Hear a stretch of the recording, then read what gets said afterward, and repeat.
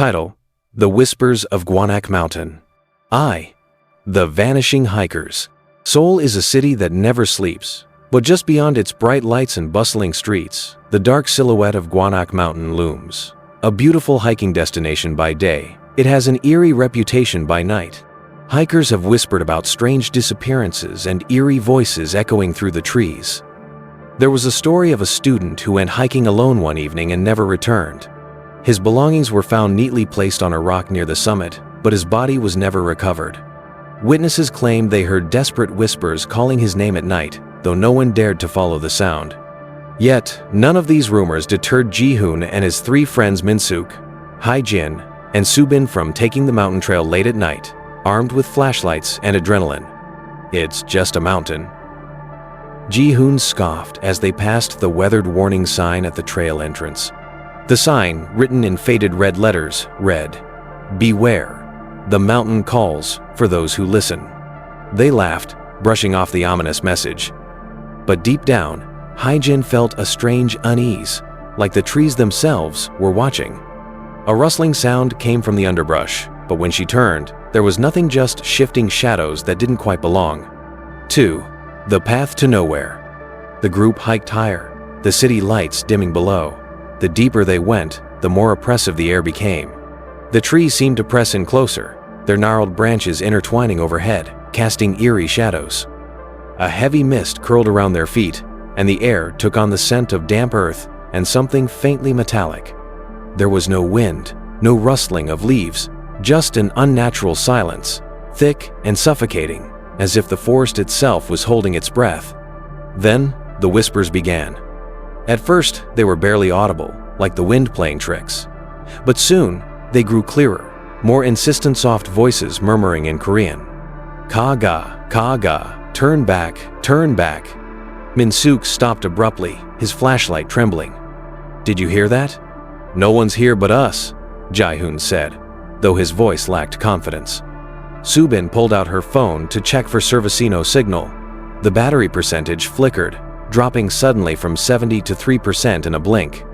Then, the path ahead twisted unnaturally, branching into 3 trails. They had studied the map before starting. There was no fork at this point. "Which way?" Hae-jin asked, voice tight with anxiety.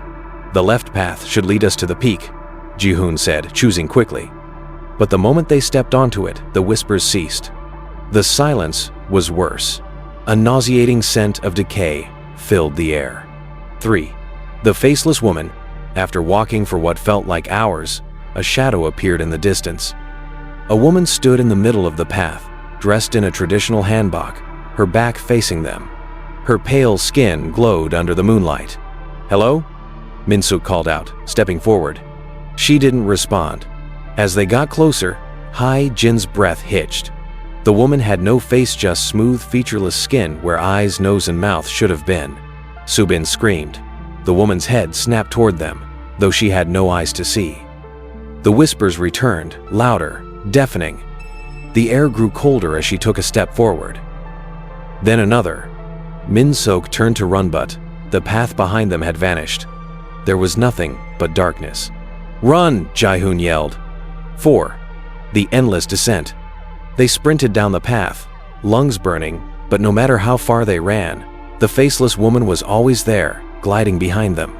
Hae-jin tripped, falling hard. Ji-hoon pulled her up, but her leg was twisted at an unnatural angle. She sobbed in pain. Then, the woman spoke. "Onaru gum?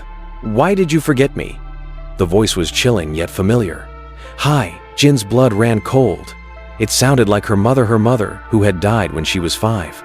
"No," she whimpered. "You're not real." The woman lunged, and the world spun into darkness. The Forgotten Ones. Ji-hoon woke up to the sound of birds. Sunlight streamed through the trees. He sat up, heart pounding. Soo-bin and Min-suk lay beside him, still unconscious but breathing. But Hae-jin was gone, shaking them awake. Ji-hoon scrambled to his feet. The path had returned to normal, as if nothing had happened. They searched for hours, screaming Hae-jin's name, but found no trace of her. No footprints, no signs of struggle. Eventually, they stumbled back down the mountain, dazed and broken. When they reported the incident, the police officer's expression darkened. "There's no record of a Haijin among the hikers," he said. Ji-hoon's blood ran cold. His phone was filled with pictures from that night, selfies, group shots, videos, but as he scrolled through them, his breath caught in his throat. In every image, there were eerie distortions. Jin's face was either blurred beyond recognition or completely missing. In one video, where she had stood laughing beside them, there was only empty space. And in the last photo, taken just before the whispers began, a shadowy figure loomed behind them, barely visible, its faceless head tilting unnaturally. But in every single one, there were only 3 people. Jin was missing from them all, like she had never existed. That night, Ji-hoon dreamed of the mountain. He stood at the forked path again, but this time, Jin stood on the farthest trail, her body drenched in shadow. Her voice was barely a whisper.